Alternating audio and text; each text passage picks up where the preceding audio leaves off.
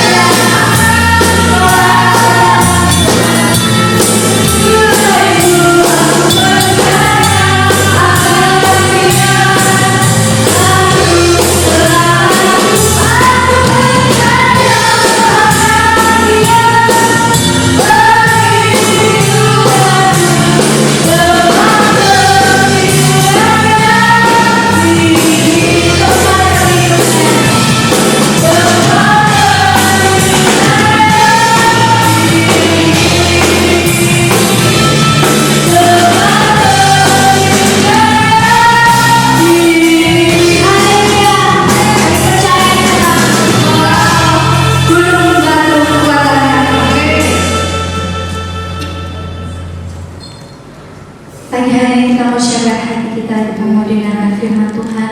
Bahwa firman Tuhanlah yang menolong setiap kita, yang menuntun kita, yang menghibur kita, yang memberikan kita kekuatan yang baru.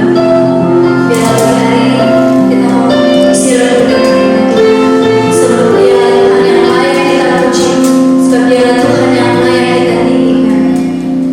Besar anugerah Tuhan dalam hidup kami. Karya-Mu Tuhan. Terima kasih Bapak.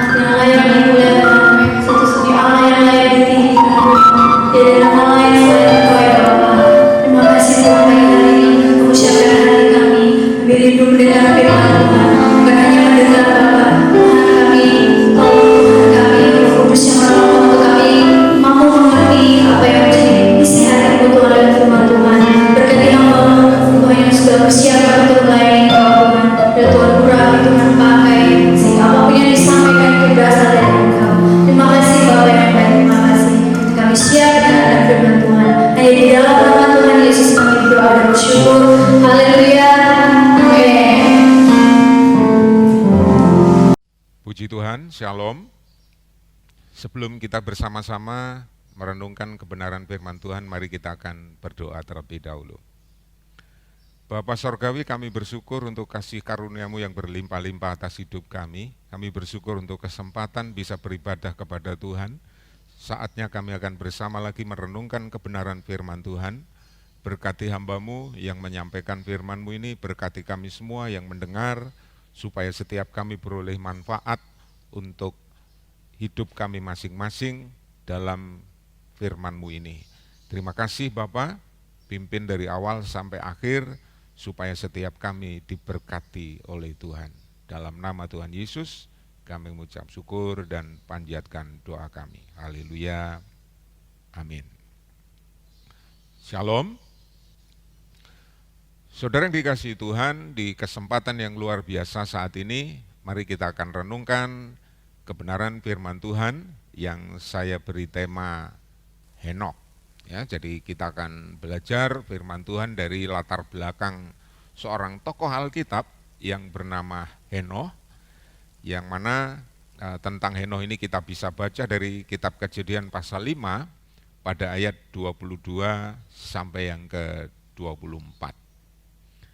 Baik, sebagai pendahuluan, saya ingin membuka sebuah kamus atau menunjukkan seorang tokoh yang bernama Henokh ini dari sebuah kamus yang saya punya. Ya, dari kamus dijelaskan bahwa Henokh ini artinya dedikasi. Ya, jadi seorang yang bernama Henokh ini adalah seorang yang memiliki dedikasi tentunya. Oke, dan ternyata nama Henokh juga itu bukan hanya satu, ya. Ada beberapa penjelasan tentang orang yang bernama Henokh, paling tidak ada 4 yang dituliskan oleh Alkitab. Henokh pertama ternyata anak seorang yang bernama Kain. Jadi Adam dan Hawa punya anak bernama Kain dan Habil, lalu salah satu anak dari Kain ini juga bernama Henokh. Nah, dan orang kedua yang bernama Henokh ini adalah anak dari Jared. Jadi di Alkitab ada seorang juga yang bernama Jared dan dia punya anak juga yang bernama Henokh. Henokh ini juga nama sebuah kota yang didirikan oleh Kain. Ya, jadi setelah punya anak yang bernama setelah punya anak yang bernama Henokh, Kain juga mendirikan sebuah kota yang sama dengan nama anaknya, yaitu Henokh. Nah, kemudian ada lagi anak laki-laki dari Midian, ya, dan kemudian juga ada lagi yang kelima itu anak pertama dari seorang bernama Ruben. Nah, saudara, tapi yang akan kita bahas bersama, kita renungkan bersama adalah anak dari Jared ini. Oke, kembali seperti yang tadi saya jelaskan, nama Henokh ini punya arti dedikasi. Nah, dedikasi menurut Kamus Bahasa Indonesia dijelaskan adalah persembahan, pengabdian, sesuatu yang dilakukan untuk tujuan suci atau bersifat pengorbanan. Nah, jadi ketika kita belajar tentang Henokh, ya, harusnya yang ada dalam pikiran kita bahwa kita harus memiliki satu kehidupan seperti dia gitu, punya dedikasi, dan dedikasinya itu dibuktikan dengan dia mempersembahkan hidupnya untuk Tuhan. Dia mengabdikan dirinya, membaktikan dirinya untuk Tuhan dengan, menurut Kamus Bahasa Indonesia itu, dengan tujuan suci. Ya, jadi ketika seorang punya tujuan yang mulia, maka dia mendedikasikan dirinya untuk hal tersebut. Oke. Kenapa kita atau saya tertarik merenungkan tentang Henokh ini? Karena ternyata Henokh itu masuk dalam deretan tokoh iman yang kedua. Jadi yang pertama Habil yang mempersembahkan ya menurut surat Ibrani 11 ayat 5 itu, dan kemudian urutan kedua adalah Henokh. Ibrani pasal 11 ayat 5 itu menuliskan karena iman Henokh terangkat supaya ia tidak mengalami kematian, dan ia tidak ditemukan karena Tuhan telah mengangkatnya. Sebab sebelum ia terangkat, ia memperoleh kesaksian bahwa ia berkenan kepada Tuhan. Nah, jadi kita semua tentu ingin memiliki kehidupan yang berkenan kepada Tuhan, hidup kita memuliakan Tuhan, hidup kita menyenangkan Tuhan. Dan kalau itu ada dalam keinginan kita, maka mari kita belajar dari seorang tokoh yang bernama Henokh ini. Oke. Ayat-ayat yang mencatat tentang Henokh ini seperti tadi saya katakan terdapat dalam kitab Kejadian pasal 5 ayat 22 sampai 24. Baik, ayat ini saya bacakan untuk kita sekalian yang bunyinya sebagai berikut. Dan Henokh hidup bergaul dengan Tuhan selama 300 tahun lagi. Setelah ia memperanakkan Metusala dan ia memperanakkan anak-anak lelaki dan perempuan. Jadi Henokh mencapai umur 365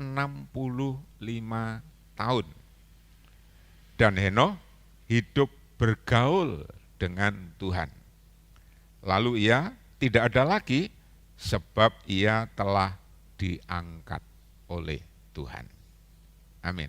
Nah, saudara, dari 3 ayat inilah kita akan belajar dari seorang tokoh yang bernama Henokh ini. Nah, pelajaran apa yang bisa kita ambil daripadanya? Saya merenungkan yang pertama yang bisa kita ambil dari Henokh, bahwa ayat 22 itu mencatat ia memperanakkan anak-anak lelaki dan perempuan. Nah, dari kalimat ini saya merenungkan bahwa Henokh yang menurut surat Ibrani masuk dalam deretan tokoh beriman adalah orang biasa, manusia biasa.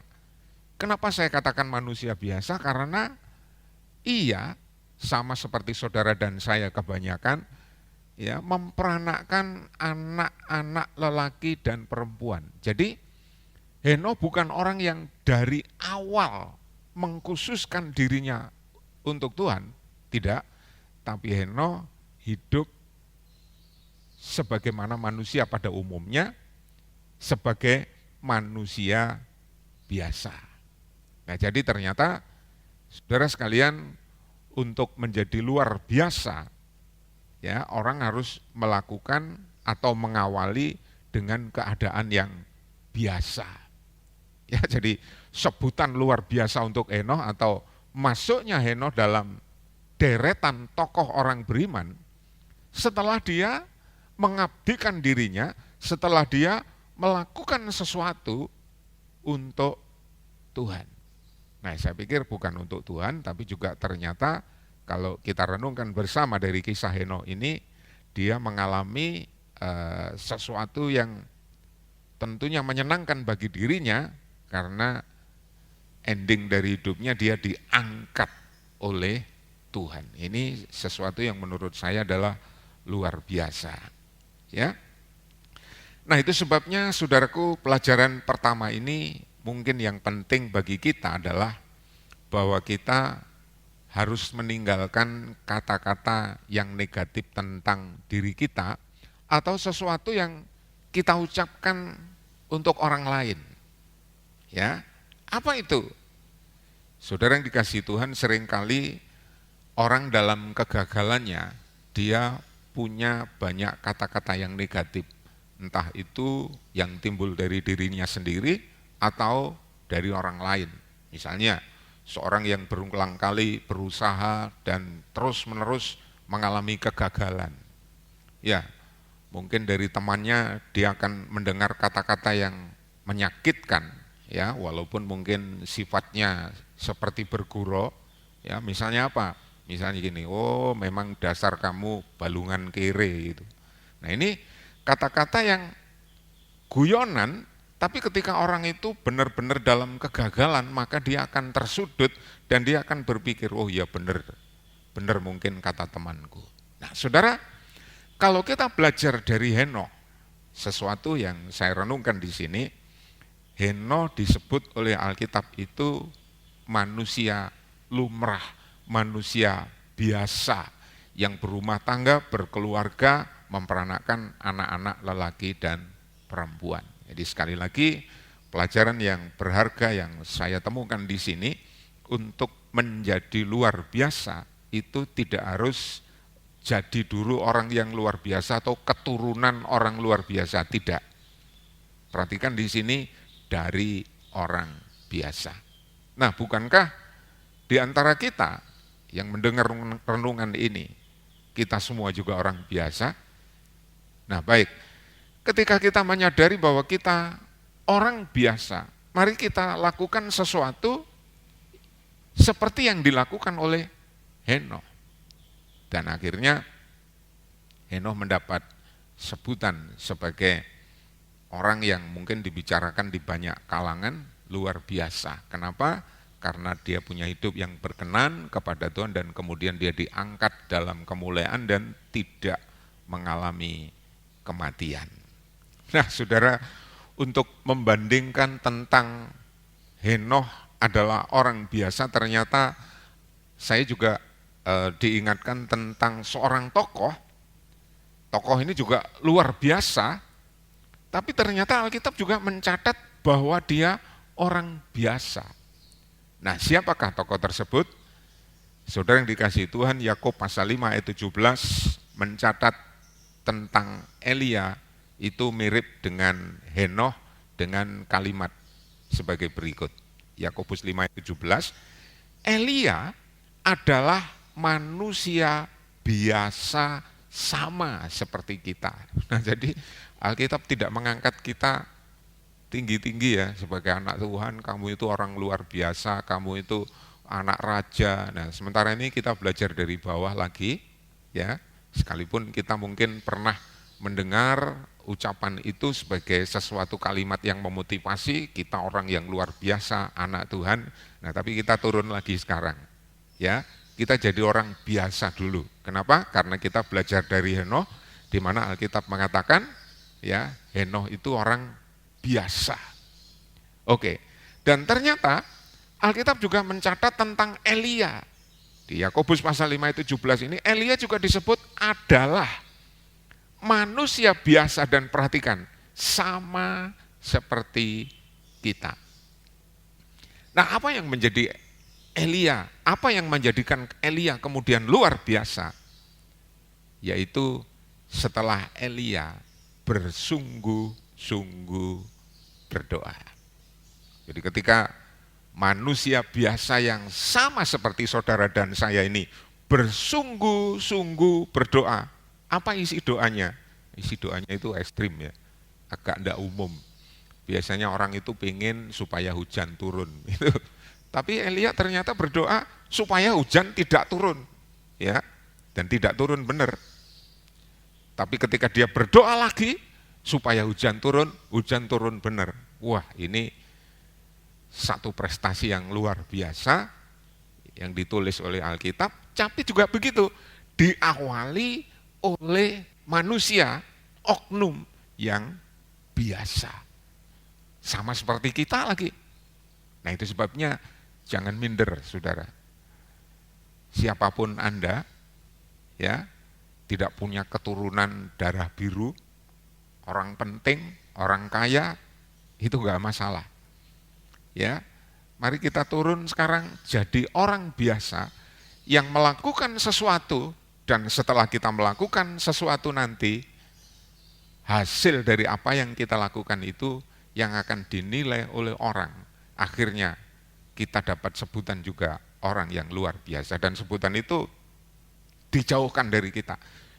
Dijauhkan dari kita, jangan kita ingin melakukan sesuatu kemudian ingin mendapat sebutan itu, jangan. Saya berpikir Henokh juga tidak melakukan itu, dia hanya melakukan apa yang dia inginkan, di mana dia ingin hidup bergaul dengan Tuhan.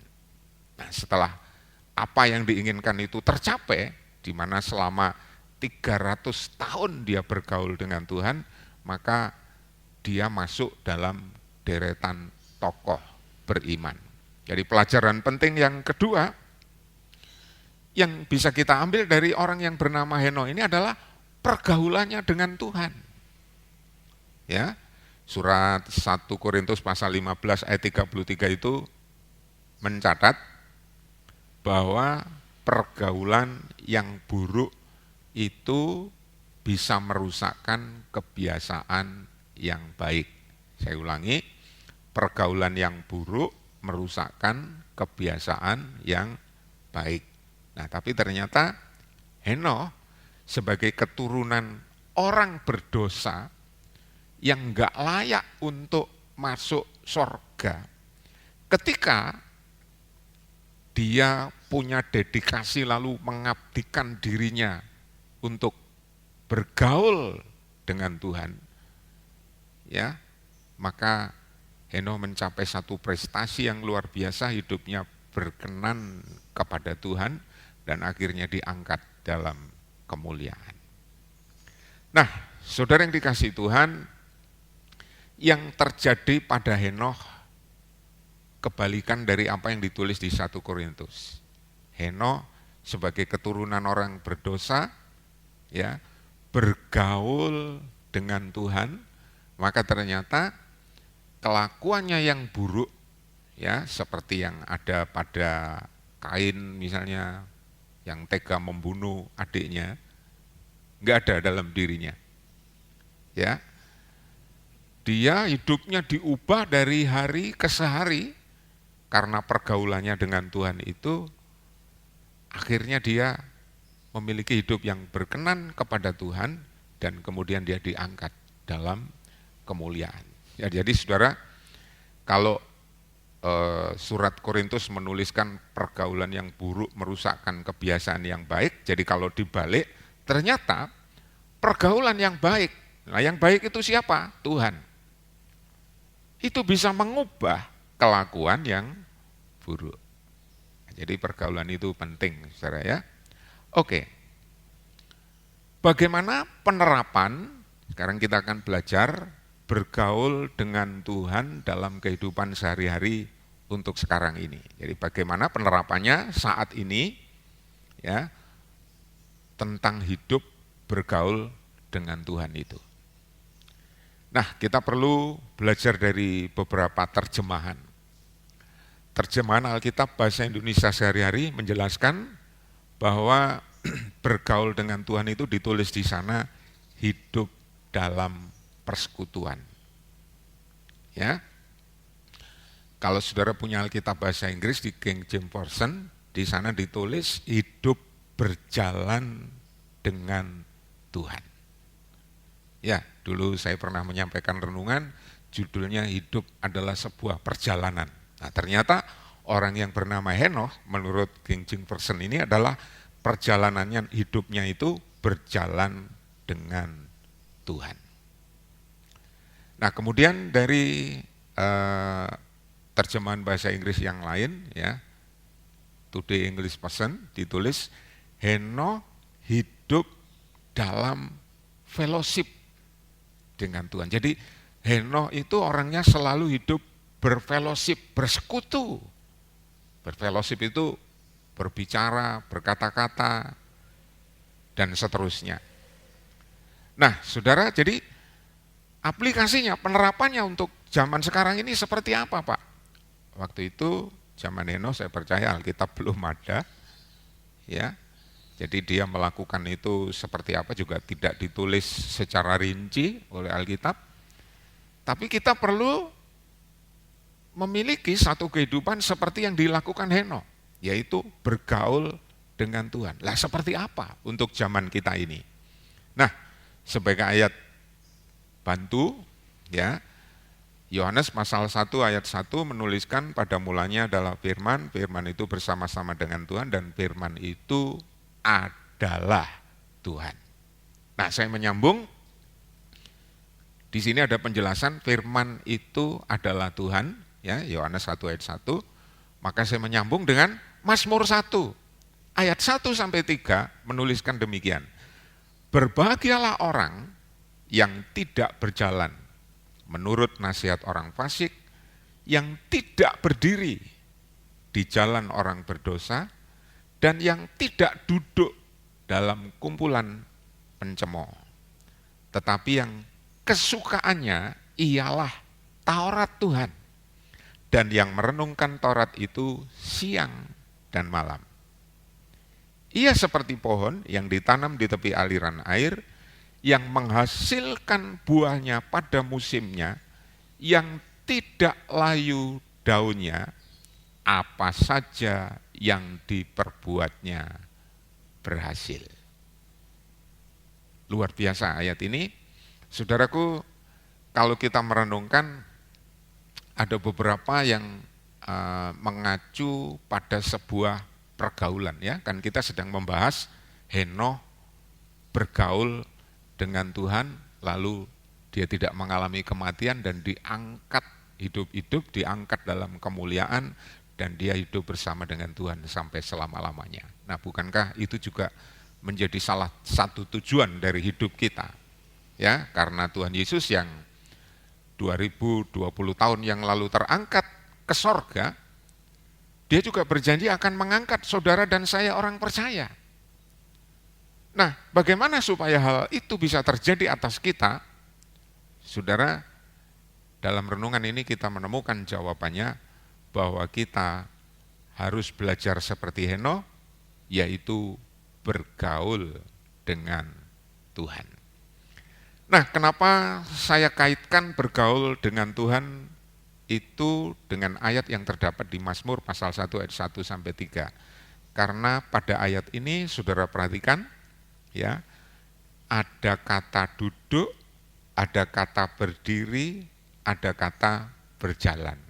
Nah, bukankah ketika kita bergaul dengan seseorang, kita duduk bersama, kita berdiri bersama, kita berjalan bersama. Nah, bukankah itu juga yang dilakukan oleh Henokh? Ya. Nah, bukankah ini juga mengingatkan kepada kita tentang hidup yang adalah sebuah perjalanan. Saudara, ketika kita berjalan ke satu tempat tujuan, kemudian kita capek, kita harus beristirahat, kita duduk. Ya. Ketika istirahat sudah selesai, kita rasa segar lagi, kita berdiri dan kemudian kita berjalan. Nah, itu gambaran secara fisik. Tetapi Alkitab, ya, memberitahu kepada kita penerapan zaman sekarang saat ini dalam hidup bergaul dengan Tuhan adalah seperti yang ditulis Alkitab, ya, merenungkan firman Tuhan, Taurat Tuhan siang dan malam. Jadi ketika kita menjadi seorang anak Tuhan yang kesukaan kita ialah firman Tuhan, dan kemudian merenungkan firman itu siang dan malam. Ya, kita itu digambarkan seperti orang yang duduk, berdiri, jalan bersama dengan Tuhan. Kenapa? Karena Yohanes pasal 1 ayat 1 menerangkan bahwa firman itu adalah sama dengan pribadi Tuhan sendiri. Dan endingnya saudara lihat, itu diinginkan semua orang. Nah, seringkali orang hanya ingin endingnya saja, tetapi tidak mau melakukan memulai sesuatu seperti yang dilakukan Henokh. Ya. Endingnya Henokh diangkat oleh Tuhan, wah, menyenangkan sekali hidup bersama dengan Tuhan. Tapi mengawali bergaul dengan Tuhan enggak mau. Nah, ini enggak ada, saudara. Ini enggak ada.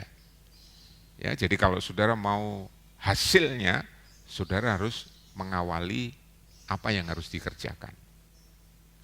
Ending dari Mazmur pasal 1 ayat 1 sampai 3 ini, di ayat 3 itu luar biasa. Saya ingin membacakan sekali untuk Anda. Ia seperti pohon yang ditanam di tepi aliran air. Wah, pohon itu selalu butuh air. Jadi kalau dia ditanam di tepi aliran air, berarti pohon itu selalu tercukupkan kebutuhannya. Apakah Anda ingin kebutuhan Anda selalu dicukupkan oleh Tuhan? Di masa pandemi ini, di masa orang banyak berkata ekonomi makin susah ini, apakah Anda ingin mengalami seperti pohon yang ditanam di tepi aliran air? Pohon tanpa air mati. Tapi pohon ditanam di tepi aliran air, pohon itu akan tetap hidup, segar. Bahkan Alkitab mengatakan menghasilkan buahnya pada musimnya. Jadi dia nggak pernah dikatakan begini, loh mangga ini biasanya buah kok sekarang nggak buah ya? Kenapa? Ketika diliti, oh kurang air. Ini udah lama nggak turun hujan, nggak terjadi. Ya, kalau pohon itu ditanam di tepi aliran air, dia akan menghasilkan buahnya pada musimnya. Saudara-saudara, saya punya banyak kesaksian bahwa pemeliharaan Tuhan begitu nyata atas hidup kami. Ya, dan tentu ini tidak bisa diceritakan satu persatu karena ini akan menghabiskan waktu. Tapi secara pribadi saya bersaksi di masa sulit yang banyak dialami oleh beberapa orang pada saat ini. Ya, secara pribadi saya bersaksi Tuhan baik dan Dia selalu mencukupkan kebutuhan kami. Haleluya. Nah, saudara, kenapa? Kalau ditanya, karena kami belajar hidup seperti Henokh hidup, bergaul dengan Tuhan, merenungkan firman Tuhan siang dan malam. Dan perhatikan kalimat terakhir yang ditulis Mazmur 1 ayat yang ketiga, tentu ini ayat menjadi keinginan semua saudara. Apa ayatnya mengatakan? Yang dicetak dengan warna merah, apa saja yang diperbuatnya berhasil. Nah, saudara, seringkali kita mengalami kebalikan kalimat ini. Apa saja yang saya lakukan gagal. Nah, ketika itu yang ada dalam pikiran kita belum terlambat. Hari ini kita belajar dari seorang tokoh yang luar biasa, yaitu Henokh. Dia bergaul dengan Tuhan dan kemudian dia mengalami sebuah keberhasilan. Secara umum saya lihat keberhasilan, kenapa? Karena diangkat dalam kemuliaan. Nah, kita belum ingin diangkat dalam kemuliaan seperti Henokh. Tapi ketika kita mempraktekkan firman Tuhan, bergaul dengan Tuhan, maka apa yang kita butuhkan selama kita menumpang di dunia yang fana ini, menurut Mazmur 1 ayat 1 sampai 3 akan dilimpahkan oleh Tuhan kepada kita. Haleluya. Itu sebabnya saudara yang dikasihi Tuhan, pikirkan mulai sekarang manfaat dari hidup bergaul dengan Tuhan. Ya, kalau boleh saya ringkaskan, apa manfaatnya? Di dunia ini kita dipelihara oleh Tuhan, bagaikan pohon yang ditanam di tepi aliran air, yang selalu menghasilkan buahnya pada musimnya, apa saja yang diperbuatnya berhasil. Jadi di dunia kita dipelihara, akhir dari kehidupan kita juga akan mengalami kemuliaan yang sama seperti yang dialami oleh Henokh. Diangkat dalam kemuliaan. Jika Tuhan kehendaki, ya kita tidak mengalami kematian seperti yang dialami oleh kebanyakan manusia pada umumnya, apalagi hari-hari ini, masa COVID ini, ya angka kematian meningkat di mana-mana karena virus corona ini. Ya, kita berdoa mohon supaya Tuhan tidak sampai mengizinkan kita masuk dalam bagian orang-orang yang terkena virus ini, tapi kita memohon kepada Tuhan untuk dilindungi dari wabah ini. Nah, supaya kita dilindungi, jawabannya mari kita berjalan bersama Tuhan. Mari kita bergaul dengan Tuhan. Karena Alkitab mengatakan, iya ini ayat terakhir kayaknya ya, Mazmur 60 ayat 14 itu sama dengan Mazmur 108 ayat 14. Kalimatnya, titik komanya sama. Dan bunyinya begini, dengan Tuhan kita akan melakukan perbuatan-perbuatan gagah perkasa. Wah, itu aja yang mungkin saya bacakan. Dengan Tuhan kita akan melakukan perbuatan-perbuatan yang gagah perkasa. Bukan perbuatan yang loyo, tapi perbuatan yang gagah perkasa. Mau berhasil? Mau diberkati Tuhan? Mau diangkat dalam kemuliaan? Mari kita awali hari ini atau kapanpun, ya, betapa pentingnya hidup bergaul dengan Tuhan. Dan realisasi hidup bergaul dengan Tuhan untuk Anda dan saya saat ini adalah mari kita belajar senantiasa tentang firman Tuhan dan merenungkan firman Tuhan itu siang dan malam. Dan mungkin kalimat terakhir, untuk bisa duduk, berdiri, dan berjalan dengan Tuhan harus punya dedikasi. Jadi nama Henoh itu artinya dedikasi. Jadi mari kita mengabdikan jiwa atau kehidupan kita kepada Tuhan seperti Henoh.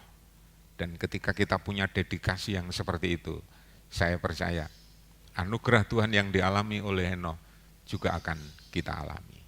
Amin. Tuhan memberkati, mari kita akan berdoa.